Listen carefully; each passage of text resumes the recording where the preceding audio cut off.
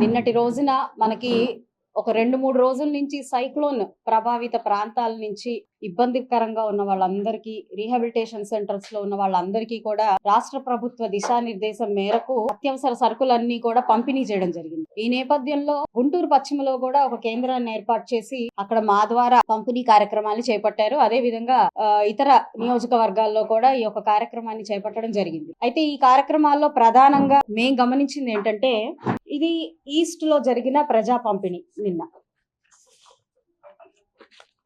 ఇదేమో వెస్ట్ లో జరిగిన ప్రజా పంపిణీ. ఇక్కడ నేను మీ ముందుకు తీసుకొస్తున్న అంశం ఏంటంటే, అధికారులు ఎందుకు విభజించు పాలించు అనే కార్యక్రమాన్ని చేపడుతున్నారు అన్నది ఈ రోజు నా ప్రశ్న. ఈ రోజు నియోజకవర్గంలో 2 విడివిడిగా కార్యక్రమాలు చేపట్టాల్సిన అవసరం ఏముంది? ఒక పక్కన మేయర్ గారు, కమిషనర్ గారు వెళ్లారు, ప్రజా పంపిణీలో వాళ్ళు భాగస్వాములు అయ్యారు. ఇటు ప్రజా ప్రతినిధిగా మాకే ఒక్క ఇన్ఫర్మేషన్ లేదు.